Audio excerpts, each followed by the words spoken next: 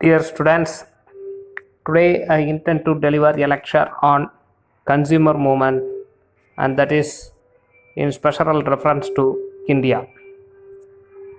Consumer movement as such started in the United States, and it was started by a political activist by name Ralph Nader. So this very initiative of Ralph Nader led us to ask a question: why there is a need for consumer movement? So we know who is a consumer. Consumer is a person who either buys a product or receives a service. But we do not know what a moment is. But in everyday life, we might have come across people speaking about this moment, that moment, etc. But the exact meaning or the definition of moment is not uh, correctly ingrained in our brain. Movements are usually social or political in nature. So you should understand that movements are usually political or social in nature, and they are loosely organized by larger number of people. So like a political party, they are not strongly organized, they are very loosely organized, and there is no powerful leadership as we see in political parties. And these movements, they span a wider geographical area. You might have learnt about the Chipko movement, which sought to protect the environment. Its effect and impact can be felt in every part of not only our nation but other parts of the world also. So, a movement has the potential of covering larger area either directly or indirectly. And these movements, they have certain goals and objectives to be attained. So it might be environmental protection or it might be consumer protection as in our case. But however, here consumerism or the area of consumer cannot be strictly categorized into political or social. Rather, it is economic. And therefore, we have to differently understand something called consumer movement. Consumer protection is largely applicable also to the farm sector. Herein, I would like to give a picture of our agrarian situation. From 1950s, we underwent severe food shortage, and therefore the Prime Minister Jawaharlal Nehru had no other option than borrowing food grains from other nations. But the principle as enshrined in our constitution stood for self sustenance. But at the very outset, we were borrowing from other people, or rather, we are taking free arms from other countries. And therefore, they started the Green Revolution to avoid this kind of food shortage. So Green Revolution, it was introduced, and huge dams were built, and uh, food was produced with support of science, in the sense large number of fertilizers were used to produce food. But however, with time, food was produced in large numbers, but they did not find good market, and therefore there was fall in price. So the food producers, chiefly the farmers who constitute 70% of the population, they committed suicide in large numbers, and therefore problems ensued. And again, these food materials that are produced through uh, inorganic fertilizers are challenged by organic food, and they are under severe trouble and threat. So food shortage is something which consumer movement has to address. It's a problem that is only consumer movement can effectively address. Apart from that, we have the problem of hoarding. By hoarding, we mean that the middlemen in the agrarian sector, they buy food products when the prices are very cheap, when the production is in large numbers, and they hide the product and they release the product only the prices are at the rise. So artificially they create a demand and make large profit, and by that the actual producer does not get adequate profit, or even the consumer, he is spending a lot of money than usual to buy the product. So only the middlemen they are making lot of money. So here the consumer movement, if it is effectively organized, then these kinds of problem could be effectively addressed. And there is the problem of smuggling and black marketing. So products that are available in a particular state is smuggled from another state, and they are sold in the market without the knowledge of the government for high prices. And this does not again profit either the buyers or the government. And therefore this also has to be effectively checked by the consumer movement. Adulteration of food is another problem. So products like honey, oil, etc., which are byproducts of farm sector, are being adulterated for higher profit, and people do not know which is the original product and which is an adulterated product. And therefore it is only the consumer movement organized effectively that identifies which is the original product and which is the adulterated product, and they also educate people on the evil effects of the adulterated product. Consumer movements also effectively function in the handling of capital goods.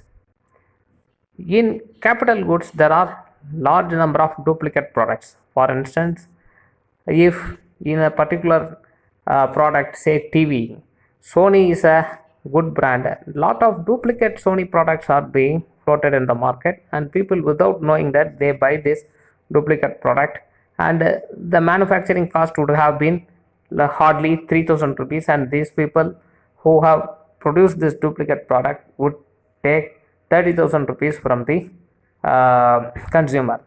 So this has to be effectively checked by the consumer movement. So consumer movement takes that to be its duty to contain this duplicate products. And also consumer movements, they try to check calibration of spare parts. In large number of products, the spare parts are coming in duplicate. So this spare parts has to be in original, because the buyer pays his money only to have a original spare part. So consumer movement also works in the spreading of original spare parts. Many industries and companies, they issue warranty cards and guarantee certificates only in paper, and in actuality it is not followed, and lot of excuses are being made. And this has been time and again checked by consumer movements, and the consumer is protected from such kind of malpractices. So some products, they are coming with colorful tags, and they promise something which is very colorful, but in due course of time the consumer comes to know that there is no availability of a proper service mechanism. So if the product is being uh, put to repair, then there is no service mechanism to render the problem occurring in the product. So apart from that, there is the problem of misappropriate prices. So the manufacturing price must be very low, and adding to that the number of taxes are there, and apart from that the profit margin has to be there. There should be a rationale of fixing these prices, but some products have misappropriate prices, and checking of this is also becoming part and parcel of the consumer movement. So as I already said, consumer movement started in the USA way back in 1965, with the publication of Ralph Nader's book Unsafe at Any Speed. Here, Ralph Nader is targeting automobile industry whose products are highly suspicious and prone to accidents, and therefore he started the idea of or the uh, uh, crusade against wrong or uh, inefficient automobile industries. So, following that, in the very next year, that is in 1966, in Bombay, 9 homemakers here mean housewives in our language. So, 9 homemakers they started a consumer movement, and this consumer movement is called Consumers Guidance Society in India. The crusade of the consumer movement is at the very outset is to ensure that the rights of the consumers are protected. As such, 8 rights have been outlined by the consumer movement. The first and foremost among these rights are right to basic needs. So, basic needs everybody should be able to access. Herein, we should understand that in a country like India, in which large number of people rely on public distribution scheme, basic needs has to reach everybody. So that is primary and the basic right as far as consumer protection or consumer rights are concerned. Following which we have right to safety, and every product should be free from our affecting people's physical or moral safety. So apart from that, we have right to information. One has to, the company particularly that is introducing a product should provide every information pertaining to that particular product. If they are not able to label that with the product, they should inform the people when they are asked to do so. And there is the right to choose. So if you go to a retailer, say Vasant & Co, and there will be a person who will be selling or marketing the product. He might be an employee of a particular product, and he should not speak negative about some other product, and he should not influence his views on us. So the right to choose remains with the consumer.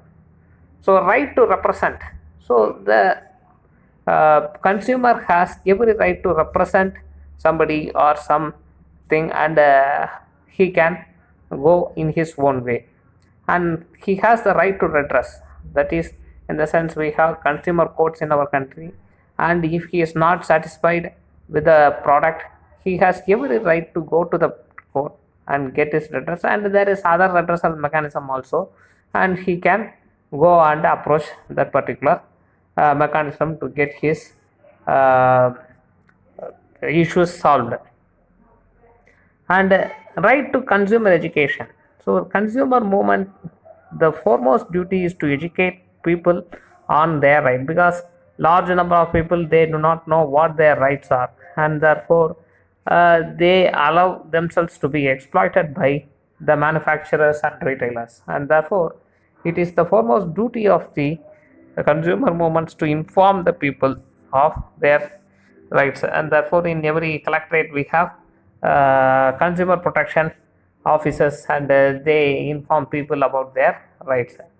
So right to healthy environment, by and large market or the industries that are selling their product should not make the environment unhealthy by doing their business, and therefore these are the 8 rights that are promised for the consumers.